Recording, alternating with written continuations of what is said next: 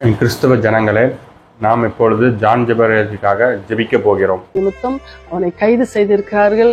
நாங்கள் எல்லாம் ஜெபித்துக் கொண்டிருக்கிறோம். ஜெபராஜுக்காக ஊக்கமாக ஜெபிக்கிறோம் என்று இப்போ நம்மளும் ஜெபிப்போம். ஆனால் எப்படி ஜெபிக்க வேண்டும்? ஜான் ஜெபராஜ் விடுதலை ஆகிவிட வேண்டும். ஜான் ஜெபராஜ் விடுதலை ஆகி மறுபடியும் அவர் ஊழியத்தை தொடர வேண்டும். இந்தி வல்லமையாக செயல்பட்டதோடு இனிமேல் மிகவும் வல்லமையாக செயல்படணும்னு சொல்லி ஜெபிக்க வேண்டுமா? அப்படி நீங்கள் ஜெபித்தால் அந்த ஜெபம் கேட்கப்படுமா என்பதை தான் நம்ம இந்த வீடியோவில் ஃபுல்லாக பார்க்க போகிறோம். அப்படி நீங்கள் ஜெபித்தால் அந்த ஜெபம் கேட்கவே படாது. அப்படியானால் எப்படி ஜெபம் பண்ணினால் கேட்கப்படும் அப்படின்னு இப்போ எங்களிடத்த கேள்வி கேட்பீர்கள். இதற்கு முதலாவது வசனத்தின் ரீதியாக நம்ம போவோம். எடுத்துக்கொள்ளுங்கள் நீதிமொழிகள் 28:13. தன் பாவங்களை மறைக்கிறவன் வாழ்வடைய மாட்டான், அவைகளை அறிக்கை செய்து விட்டுவிடுகிறவனோ இரக்கம் பெறுவான். அடுத்ததாக அதே வசனத்துக்கு போவோம். 1 யோவான் 1:9. நம்முடைய பாவங்களை நாம் அறிக்கையிட்டால் பாவங்களை நமக்கு மன்னித்து எல்லா அநியாயத்தையும் நீக்கி நம்மை சுத்திகரிப்பதற்கு அவர் உண்மையுள்ளவரையும் உள்ளவராய் இருக்கிறார். எவ்வளவு அழகான வசனம் பாருங்க. இப்ப நம்மளுடைய பாவத்தை அறிக்கையிட்டு அதை விட்டுவிடணும். நம்ம பாவத்தை அறிக்கையிட்டு விட்டுவிடும் போது அவர் நம்மளை சுத்திகரிக்கிறதுக்கு எவ்வளவு உண்மை உள்ளவராக இருக்கிறாருன்னு வசனம் கூறுது. அப்படின்னா நீங்கள் அவர் வரணும் வல்லமையா செயல்படணும், அவர் ஊழியம் செய்யணும்னு அந்த ஜெபம் கேட்கப்படாது. ஜான் ஜெபராஜ் ஜெபிக்க வேண்டும்.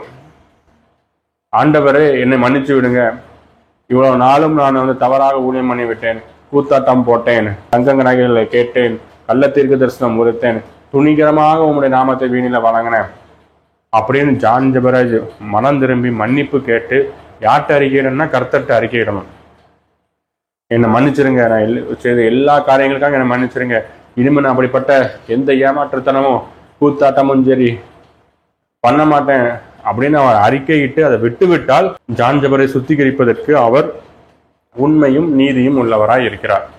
ஜான் ஜெபராஜ் மீது பொய் வழக்கு போடப்பட்டிருப்பதாகவும் இதன் பின்னணியில் அரசியல் தூண்டுதல் இருப்பதாகவும் குற்றம் சாட்டிய அவர்கள் வரும் 25ஆம் தேதி ஜான் ஜெபராஜுக்கு ஆதரவாக போராட்டம் நடத்த அனுமதி கேட்டு காவல் நிலையத்தில் மனு கொடுத்துள்ளனர். போராட்டம் பண்ணி கொண்டிருக்கிறார்கள். இவருக்கு எதற்காக போராட்டம் பண்ணுகிறார்கள் என்பது புரியவில்லை. அவர்கள் போராட்டம் பண்ணி ஜான் ஜெபராஜை வெளியே கொண்டு வந்து அவருடைய லவரோடு சேர்ந்து வாழ வைத்து லவரும் ஜான் ஜெபரும் சேர்ந்து ஊழியம் பண்றதுக்காக அவர்கள் போராட்டம் பண்ணி கொண்டிருக்கிறார்கள். எதற்காக போராட்டம் பண்ணி கொண்டிருக்கிறார்கள்? நீங்கள் எதற்காக ஜெபிக்கிறீர்கள்? ஒருவேளை ஜான் ஜெபராஜ் வெளியே வராட்டும், ஜான் ஜெபராஜ் துரோகம் பண்ணிவிட்டால், மனைவி ஜான் ஜெபராஜை ஒழுங்காக கவனிக்கவில்லை, ஆனால் ஜான் ஜெபராஜ் அவருடைய மனைவியை விலக்கிவிட்டு அவர் லவரோடு நம்ம சேர்ந்து இணைந்து வந்து ஊழியம் பண்ண வேண்டும். ஊழியம் பண்ணி இன்னும் முதல்ல வல்லமையாக செயல்படுறது மிக வல்லமையாக செயல்படணும்னு சொல்லி ஜெபிக்கீங்களா? அப்படி நீங்க ஜெபிச்சா அந்த ஜெபம் கர்த்தருக்கு அருவருப்பா இருக்குன்னு தான் வேதம் கூறுகிறது. அதனால் வேதத்துடைய சார அம்சத்தை புரிஞ்சு கொள்ளுங்க. முதலாவது அவர் அறிக்கையிடணும்.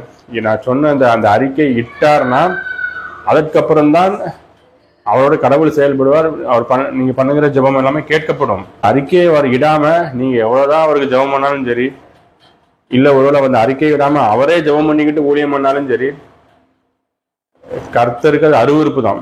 கர்த்தர் அது கேட்கவே மாட்டாருன்னு வசனம் கூறுகிறது. வேணா அவங்க கடவுள் பிசாசாகிய கடவுளானா கேட்டு பதில் கொடுப்பான்.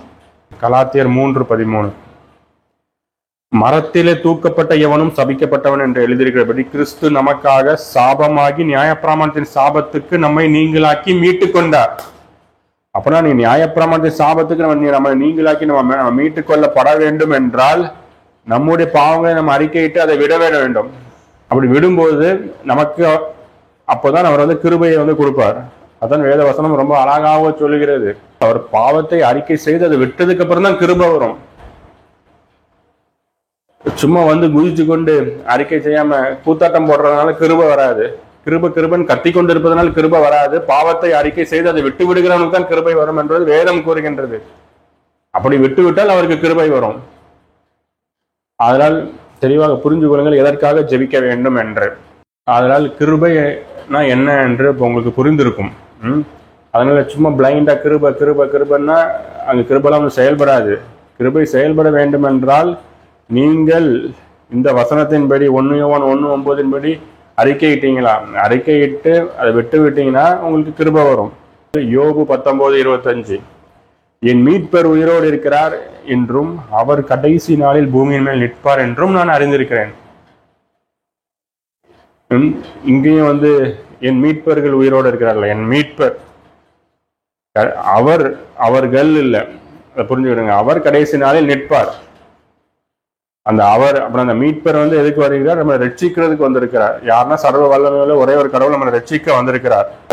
யோபு அப்பவே தீர்க்க தரிசனமா கூறுகிறார்.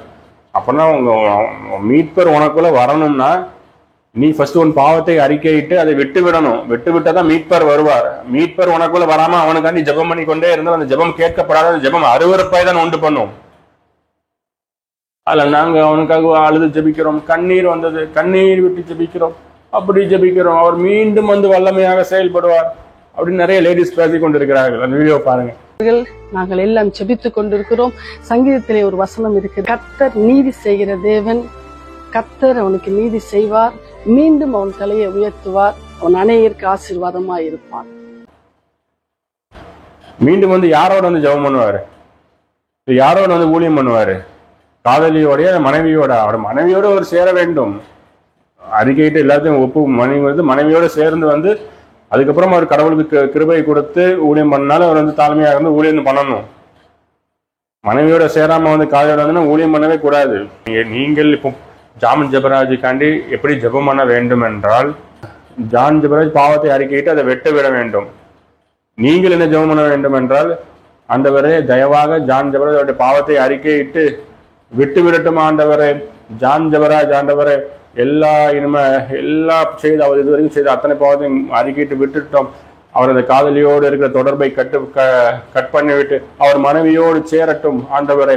அவர் மனைவியோடு சேர்ந்து எல்லாரும் ஒப்புரவாகி யார் இடத்துல அவர் தப்பு பண்ணினாரோ எல்லாத்தையும் மன்னிப்பு கேட்டு விட்டு, அவர் இவ்வளவு காலம் கூத்தாட்டம் போட்டு விசுவாசிகளை ஏமாத்தினதற்கும் கள்ளத்தீர்க்க தரிசனம் உரைத்ததற்காகவும் செழிப்பின் உபதேசத்திற்காகவும் மக்களுடைய விசுவாசங்களோட பணத்தை தந்திரமாக அபகரித்ததுக்காகவும் அவர் மன்னிப்பு கேட்கட்டும் ஆண்டவரே.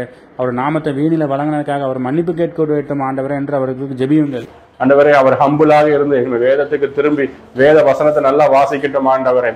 வேத வசனத்தின் ஆவி அவர் பரிசுத்த ஆவியை பெற்றுக்கொள்ளட்டும். அதுக்கப்புறம் ஆண்டவரே உனக்கு சுத்தமா இருந்தால் அவர் ஊழியத்துக்கு வரட்டும்னு சொல்லிதான் நீங்க ஜெபம் பண்ண வேண்டும். அந்த ஜெபம் தான் கேட்கப்படும். விசுவாசிகளே புரிந்து கொண்டு தயவு கொண்டு உணர்ந்து கொண்டு செயல்படுங்கள். சும்மா போராட்டம் பண்ண போறேன், சும்மா அவர் மறுபடியும் வல்லமையாக ஊழியம் பண்ணட்டோம்னு பிரேயர் பண்ண வராதிருங்கள். அந்த பிரேயர் எல்லாமே கர்த்தருக்கு அருவருப்பானது. ஆகையால் ஜான் ஜெபராஜ் இவ்வளவு காலம் அட்டூழியம் பண்ணி கிறிஸ்துவின் நாமத்தை வீணிலே வழங்கிவிட்டார். இனிமேலிருந்து அவர் மனம் திரும்பி தன்னை தாழ்த்தி வேத வசனத்துக்கு திரும்பி மனைவியோடு சேர்ந்திருந்து சொந்த குடும்பத்தை ஒழுங்காக நடத்த வேண்டும் சொல்லி தயவு கூர்ந்து ஜெபம் பண்ணுங்கள். ஆமேன்.